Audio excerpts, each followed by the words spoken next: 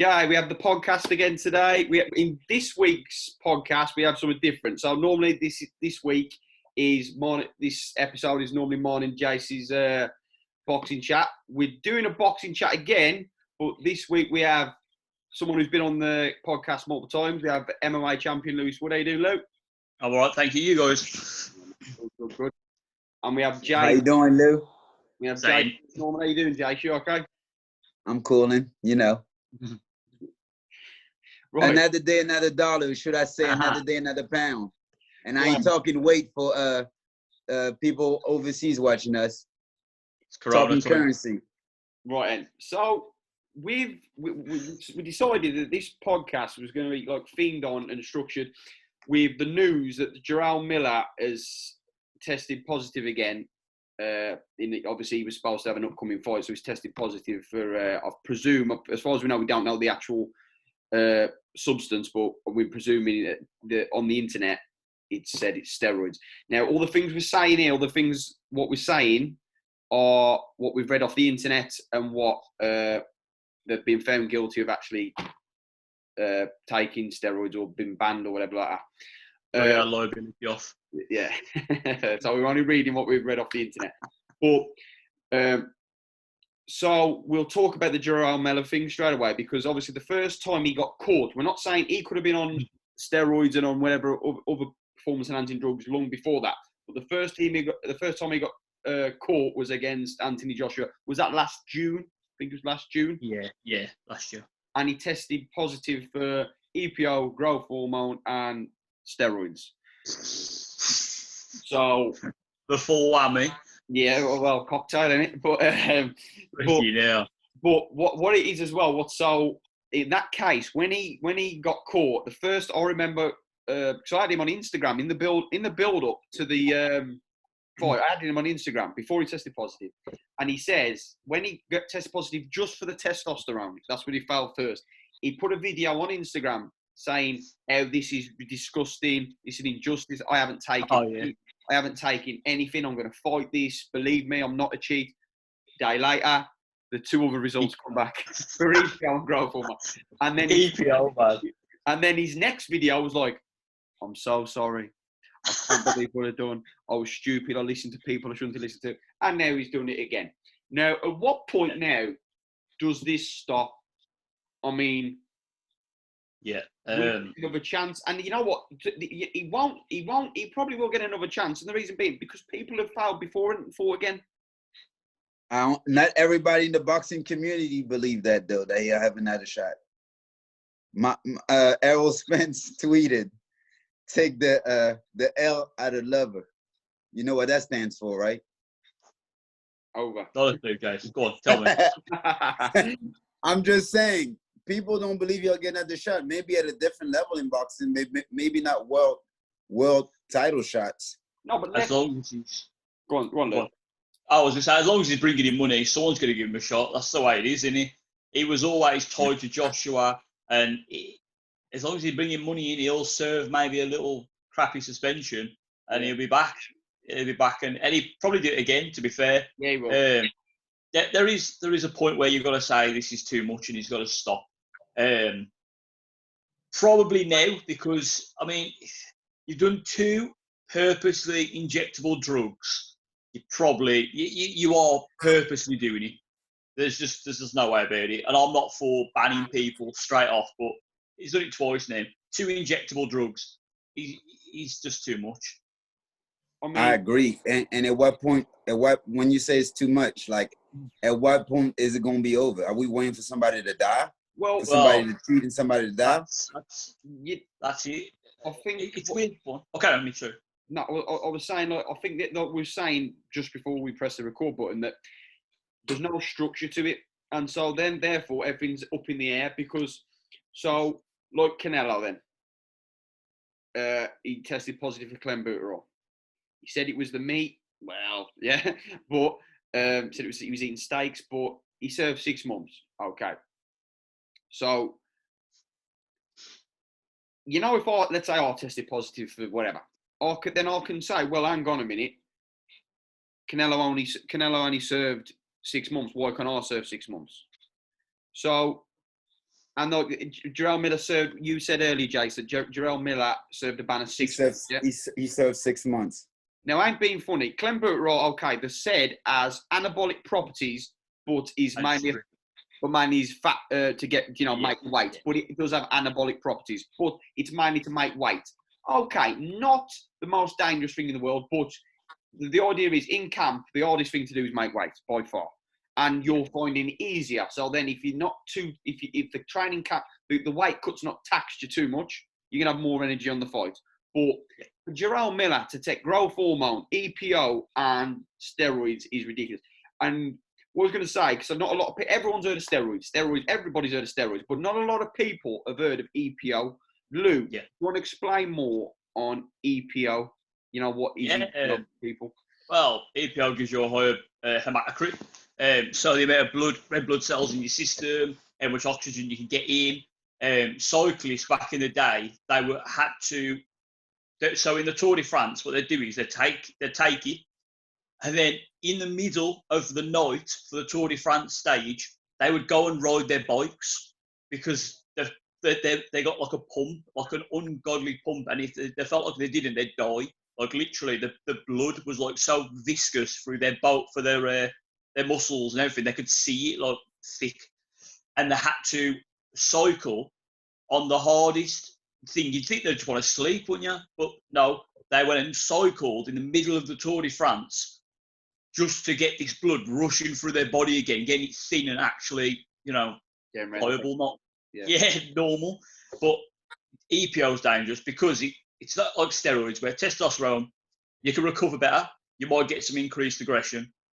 Yeah, you can get stronger and everything else. But EPO, you'll get recovery better because you can get more oxygen into your soul. So essentially, you've already got an increased aerobic system. So as your aerobic system goes up, your recovery goes up.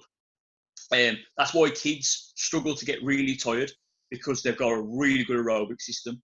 So that goes up automatically.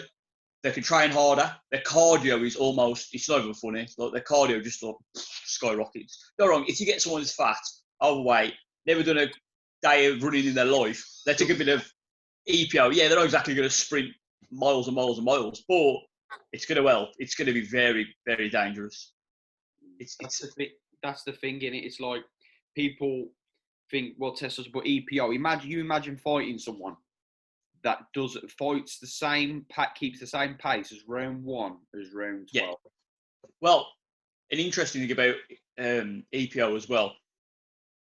Imagine you're fighting a world-class athlete, and they always say it's not so much of the skills, it's who's better on the night. Now imagine that guy is 5% fitter than you on the night. That's massive in elite sport. That's massive. You VO2 max, what I've just gone from. No, VO2 max isn't massive, but it's a good key indicator. It goes from, let's say, 60 to 65. That is going that's like from top end or bottom end of elite to near the topper ends of elite. So that's really scary. Yeah. It's a worrying thing. Like Dillashaw got done with it because he said he didn't feel fit enough for it, and it helped him stay fit through the camp. But I think that's a lie. But yeah, it's not great. Take it. You're going to increase your cardio for an elite athlete. That's the massive difference they need to excel. Well, again, I don't know how it is. Go ahead, Coach. Now, I was about to say, I know I had conversation with Lou and my boy Mitch about it the other day. And from what Lou was telling me, there's way more structure in the MMA. And you was just talking about how Canelo got 6 months. Technically, Canelo, the board wanted to give him a year. They reduced, I think they gave him a year. They reduced it to 6 months because he cooperated with them. The thing is, Povetkin, he got caught with something that was legal at a point of time. And by the time they tested him, he became illegal. And he said he used it last year. That's why he was still in his bloodstream or whatever. Yeah. Apparently. And that was for the Wilder fight, right? And he got suspended, I think 6 months. Yeah. Then he was about to fight Stavern. Whoever wins that was going to fight Wilder for a title shot. The fight was in December. I forgot what date. But Stavern tested on November 11th. for a banned substance. He got fined like $75,000, right? Because he was a first-time offender. And then the night before the fight, I think, it was a random test on Povetkin, and he got banned again the second time in a year. So then he got banned indefinitely till the WBC reversed the thing. Yeah, so both of them got caught. Hang on. Who was fighting Wilder that night? No, Wilder and Povetkin was like back in May. No, but what no, but you were saying when he fought Stiverne, Povetkin. No. The winner of Stiverne Povetkin was supposed to fight Wilder. Oh, okay. But that got canceled in December because Povetkin failed the night before. But in November, leading up to the fight in December, Stiverne had failed a banned substance, and Povetkin camp was like, "Oh, we can keep the fight on." Yeah, but did he get banned? Did he get? Well, how long did he get a ban then? Because he tested positive twice. Who, Stiverne? Or no, Povetkin, because he tested positive. Indefinitely. Yeah, but he's not banned for life because he's fought, isn't he? No. The WC later on reversed that verdict. See, so this is the problem. So you're banned for life, but you know what? No, you're not. But why was Stiverne just fined? Why was Stiverne just fined?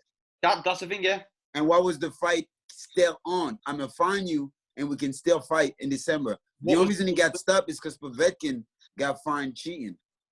You know, with that though, Povetkin, that's where you draw the line. Though it's a weird one to say with John Jones, but if you have something in your bloodstream from a year ago, what changes a year later? Really? Because it's still in your bloodstream. It might clear, yeah, but what if it doesn't? Can you still box? Are you allowed to? Because that's a big thing in MMA with John Jones. He's still got these turinabol metabolites in his blood. Yeah. Still to this day. But they're saying, oh, no, it's not performance enhancing. I'm like, yeah, but he has got a steroid in his body. He could be microdosing it quite easily and going, oh, no, it's in my system. You know what I mean? When's the point where we go, you know what? No, you're cheating, or you took it, it's still in your body. It's performance enhancing even to this day. Yeah, you can't box. Yeah, you can't box until it's out your bloodstream. Yeah. So it's a weird one. But because okay. Now I just feel like because MMA and boxing and all martial arts, right? It's such violent in a violent sport. Like it's dangerous. You licensed to kill. Whether you kick or punch in the face, you are licensed to kill and to hurt people. That's feel like as well. Don't you find it a bit weird? Like, yeah. Oh, I mean, don't you find it a bit weird that you have got a license to kill in a sense. You're not really. Let's be fair. You don't go in there trying to kill. They say that. But no, I'm not saying that. But yeah, like saying your skill. If you kill someone in the ring going octagon, you're not going to get held it's cool. Yeah, it's not cool, but it's allowed. You're not going to get done. That's what I'm saying. You got a license to do it. Like it's like having a license for a gun. That don't mean you have a license to just shoot. You know what I'm saying? I'm just saying the skill that you have can hurt somebody to the point of death. Yeah. It's the ref choice to stop the fight, but I'm just saying it could get there. This is where it gets a bit weird for me. Do you know when you talk about steroid cheats and everything, they might kill someone? And yeah, I agree, but that's another thing that I think drug cheats never really take into account. Like, it won't happen to me.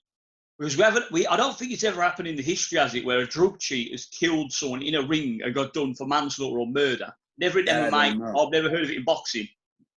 But you're saying, I get you. But, like, I ain't saying Canelo was on anything for the Khan fight.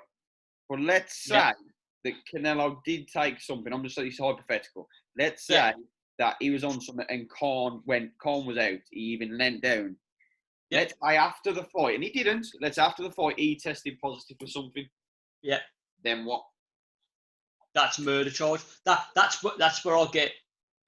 It's out of fighting then. Now it's like a government thing. It's not a fight thing no more. Now it's a government thing. You have just committed a crime. That's a crime. I agree with you. You know what I mean? It's not WBC are going to take your belts. No. The police are going to come and arrest you because you just murdered someone. You know what I mean? You went in there knowing that was in your bloodstream. I don't know if it come as manslaughter. I think it come as manslaughter, wouldn't it? But because you killed them without intent. Yeah. But Or you killed someone with drugs in your system. That to me. And that's what I'm saying. That's what I'm saying, Lou and Coach. That's what I'm trying to say. When I say license to kill, no, it's not about intent to kill. Yes. It's having the power to be able to do so. And I'm sorry, when you get in the ring, you don't try to kill, but you have that mentality: it's kill or be killed. Well, so you come in with intent to hurt, and it's just like you coming in somebody's house for armed robbery with a gun. Anything could go wrong. You might not go in there trying to kill and try to rob, but you know if it goes wrong, it could get to that point. Well, so why wait till somebody dies in the ring and have it to take it to the court of law when the sport itself can stop it before you even get to that place? That's why I feel like you get caught one time. I know some people get caught and they're able to prove, like I'm sure Coach was going to bring it up, Dylan White on his second time where he was actually innocent. I'm saying you get one time, second time, I feel like you should be banned for life. Well, that's me personally. The thing, that's what I'd agree. This is where, like you're gonna structure it, yeah. So there needs some structure. You need structure. It needs to be across the board. Not this. You know what the difference between UFC and boxing?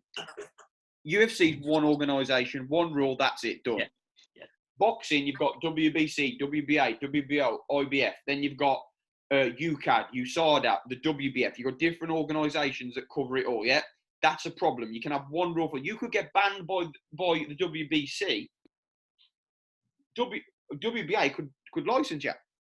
Yeah. Or you could file a drug test in America, and UCAD could.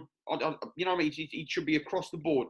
And again, there needs to be clear. Like I watched the interview before with Adam Booth. It was every coach and this is just British boxing. Every British boxing Board of Control licensee, so that includes boxers, cutmen, conditioning coach. Well, no, maybe because conditioning coach. If you've got a boxer, so cornermen, everyone, trainers, boxers, everything, right? They all get whenever there's a new thing added, they get a full list of whether it be email, you get a full list of every banned substance and everything that supplements you're not allowed to take that have previously tested positive that there's something in them. Get a list sent over to everybody, everyone who's got a license. So there you've got no excuse. So you're going to change this where some people have taken, like Dylan White. Dylan White got a supplement off over the counter on a shelf, taking it. There was something in it. Yes, should he have been more careful? But you know what? Back then he never had a nutritionist, never a strength coach. He just done it off his own back. He probably said, whatever, some catchy label, I'll take that. Probably had creatine in it as far as he knows. Well, it's going to help me recover, get me a bit of strength. Okay, boom. But if it needs to be tested and you need to put pressure on the supplement companies, especially if they're supplying it to high-end athletes, all the nutritionists need to be clued up. I agree with you, Coach. I don't know how Luke feels about it. I agree. But I think go ahead, Luke. Carry on. Now, I'm saying, just like Lou was piggybacking on what Lou said earlier, right? If there's no structure, there's not going to be no urgency. Because what you just said, Coach, is the fighter and his camp responsibility. But if there's no structure, there's no urgency to do those things. It starts at the top so that it can trickle down to the fighters and the coaches to be more responsible. Because there's no urgency or structure, there's not going to be any urgency to do those things. And look, about the not Dylan White, Big Baby, the top rank president, I think, said the other day on Saturday, not Bob Arum. I think Bob Arum is just the CEOs. Whatever Bob Arum is, he's one of the promoters. Todd DeBerth, his name is a bit. I'm trying to remember. Anyway, carry on. It's Carl Moretti. He's actually the matchmaker. The vice president. Oh, okay. Carl Moretti. He's actually the vice president. I apologize, not the president. Right, yeah. He said that the WBA will be suspending. He said that on Saturday. This morning, on Monday, Big Baby, temporary. Why is it the WBA? That's only one. That's what I'm saying. Government body. It should be something that supersedes all the government bodies when it comes to stuff like this. Yeah. It's the WBA that's going to temporarily suspend him for now until they investigate everything. I think it's a weird one with that. I think everyone's going to ban him. They're going to band together and ban him. I think that's what it is. Exactly. You will never get that though. And Luke, I don't know if you and Coach knew this. The man cheated with Joshua, right? Yeah. And I'm calling it like it is, spade for spade. Everybody know he cheated, right? Cheater. He was a kickboxer too. Yeah. In 2014, he was banned as well in kickboxing for 9 months. Like, the guy is despicable. So come on, you did it in kickboxing, now you did it twice in boxing. Like, come on now. And what drug test was he under exactly? Do we know? Which one? The last one? Both either. Because I'm guessing with Joshua, he's got to be on some USADA level sort of program. No. Because it's America. He'd have been because he was against the UK fighter as well. He'd have been under USADA and UCAD. Well, there you go. So you're an awful. I hate to say it, you're an awful drug cheat if you keep getting caught 3 times in your career. I mean, that's a lot of drug cheats. That's bad. That is. 1 time is bad enough. 3 times is really bad. George St. Pierre spoke about it on the Joe Rogan podcast, and he was talking about how easy it is to cheat USADA, because all you got to do is go somewhere that they can't pick you up. Oh, I'm going to Iceland next week. If you want to send your drug dealers, let me know. Or the Antarctic or something. He's like, yeah, send me to the Antarctic, shoot me some steroids, I'll come back 3 days later. He goes, you get 3 strikes. I didn't know that. You get 3 strikes. If they can't find you, that's 1 strike. But can't find you, that's 2 opportunities to do drugs. I think. 2 big opportunities before massive fights. It's ridiculous. Go on, and that's USADA. That's their hole in their game. Go on, there's holes in all the games. I think boxing's a lot more wide open though. I really do. Well, I think that you say that's to do with the organisations as well. Like you say, UFC's 1. Yeah. Boxing, tell you what as well. Boxing's crazy. I'll tell you one thing about MMA as well. They're not afraid to throw the star under the bus. If they have been caught with steroids, you're going to know about it. TJ Dillashaw, they didn't have to say that. They could have come out like, nah, bury it now, get rid of it. No, they didn't. John Jones could have buried that one. If Conor McGregor come out, I'm confident they'd say Conor McGregor got tested for steroids and he got done for it. They will throw their star under the bus, and it's not great business, but it's fair business, and I'll give them that. I feel it's because of the structure of your sport. Yeah. I think it's the structure of it. Having one president, you have one league like the NBA and the NFL. Because these promotion companies are all separated, right? And every one of them might have 1 or 2 stars. For example, Canelo is that 1 star for Golden Boy. Yeah. And there's so much corruption in the sport. And some people gain money off Canelo fighting. And whoever Golden Boy knows, they make deals. Yeah. You can't do that when there's only one government body, just one. Yeah. It's hard to do so, and everybody's fighting on the same platform. A Canelo kind of fighter, who's fighting on Canelo's platform right now in boxing? Apart from AJ in the UK when he was undefeated, and probably still now. But really, the people that's all behind Canelo, they know that that's their cash cow. Yeah. Well, Mayweather, he could be on all the gear in the world, but I think he could buy off Las Vegas. Well, yeah, the testers there quite easily. I'm not saying he did, but he could. No, but this is how powerful he was in Vegas. When he got done for when he went to jail, he delayed going to jail so he could fight Miguel Cotto in Vegas, because he went to the jail in Vegas because that's his state. He was allowed to fight Miguel Cotto. He was supposed to go to jail, but they delayed sending him to jail so he could fight Miguel Cotto first. There you go. I mean, he could get away with it. But going back... Go on. I'll say, going back to that Dillian White taking supplement, I think it's not a problem of the athlete. I don't think an athlete's job is to know what they're putting in their body. Yeah. I think it's to find... And people will go, oh, no, that's wrong, that's stupid. No, they ain't... You get a guy from the hood or whatever, he don't want to be learning about the nutritional breakdown of proteins, fats and carbohydrates and all this sort of stuff. He wants to get a guy who's reputable, and he wants to surround himself with a team of people that he knows that are good. Yeah. So we were talking about the structure of a camp. the head of the camp, people go, oh, it's the head coach. It's not. It's the fighter. Then the head coach. Then they can delegate down. They should have a good nutritionist who uses third-party tested supplements that are people. So literally, if you get third-party tested supplements, they go away for testing before being sent out to shops. That's the way it should be. You can't get like, I believe it's China. I'm not 100%. I'm pretty confident it's China. They have a very big supplement industry. Yeah. A lot of our supplements come from there. And their supplements, they have steroids that they can sell. They're allowed, I believe it's legally allowed to sell steroids. Or they send steroids, one or the other. Don't want to offend China. You know what I mean? You don't want to get that liability on there. But yeah, and they'll mix vats of all this protein up, and you'll get some whey protein with added clenbuterol or something like that. And it sells, it really does sell, because if Jason brings out a new protein, and it's like rocket fuel, my weight's dropping off, my muscles increasing, everyone's loving it. Then the next batch you go, this is a bit crap in it. But you've already brought 2 batches off them. You know what I mean? Yeah. It's the way they do business, and it's right. It's a clever way to do it. Well, couldn't they then? So shouldn't okay. Dylan White, when it first happened, he said he got it himself. He never had no strength conditioning, none of that.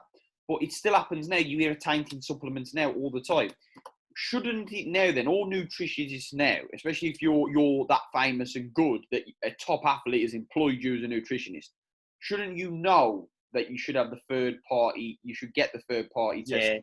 Yeah, you'd be dumb not to. I'll tell you the one thing most guys do is good nutritionists will talk to the testing body and ask, is this product certified? Is this product certified? Is this product certified? And they will make sure everything their athlete is using is certified by the governing body, the drug testers. Yeah. That's what they should do. They shouldn't go to GNC or Holland & Barrett and be like, that PhD whey looks sick.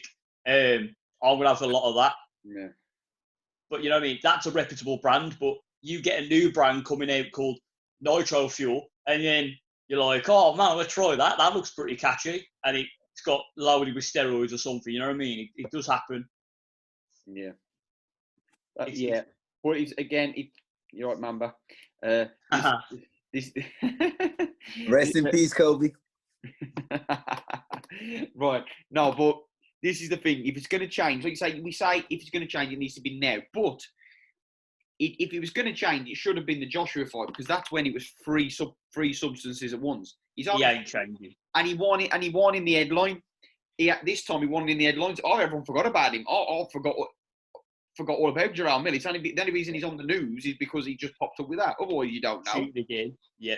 But, so, the way I see it, and again, another thing, if you did, do you reckon this would happen? So let's say, I don't know, someone big. I'm just saying, all right, I ain't going to name a fighter because I don't want to put, but let's say a big fighter, big name fighter, got tested positive, and you banned him for life. Yeah. Would that stop everybody else cheating? No. It would help. It's a start, I believe. You make an example. If Canelo would have got banned for life, I'm sorry, we know he's the biggest superstar in boxing right now. If Canelo get banned for life, Pacquiao is the legend of the game for sure. But I believe Canelo is the cash cow for right now. Thank you, Jason, for talking. We're going to get you up for podcast now, man. Look,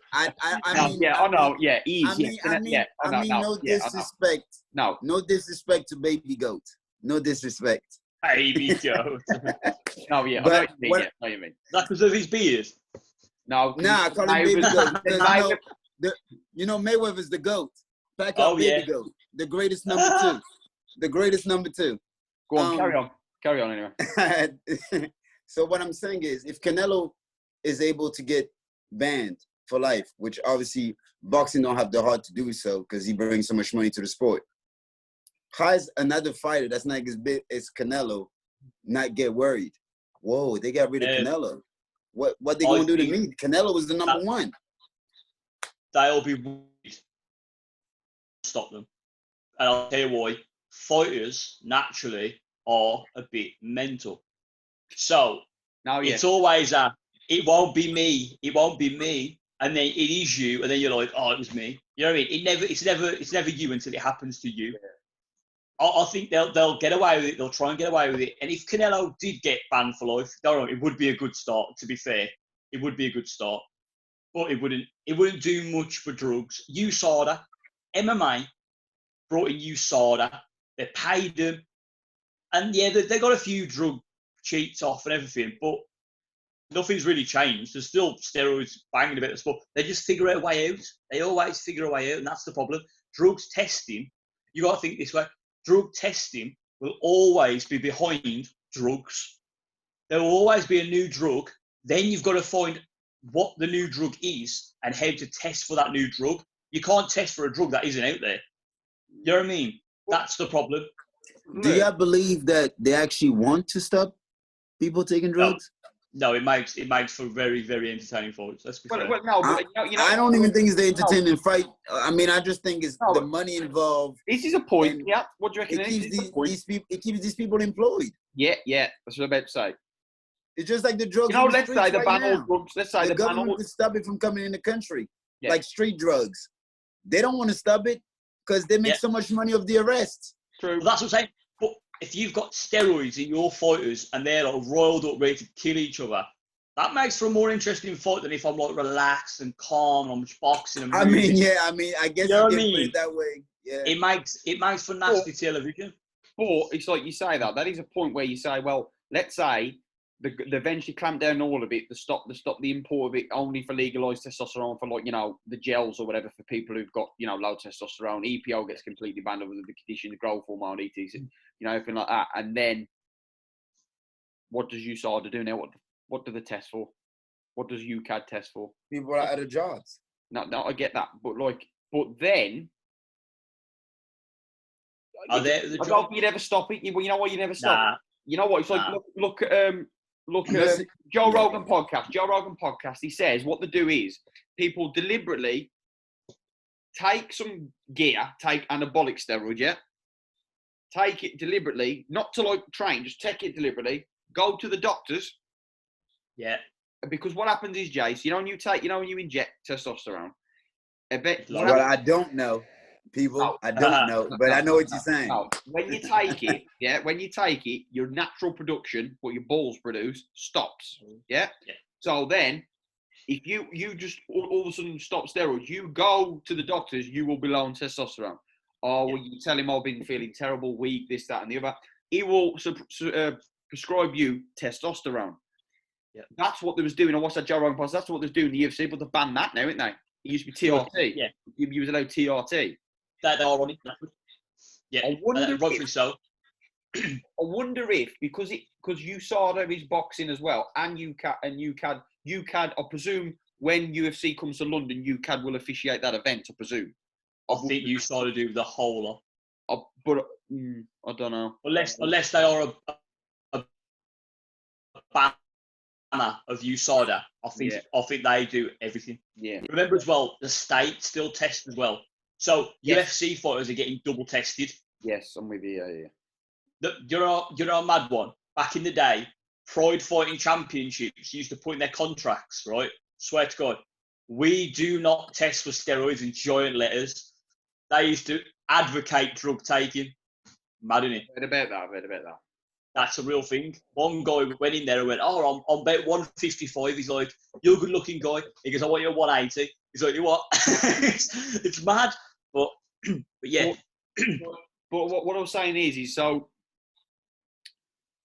the TRT thing, it'd be interesting to see. I mean, there's bound to be somewhere the worldwide, the world of boxing that someone.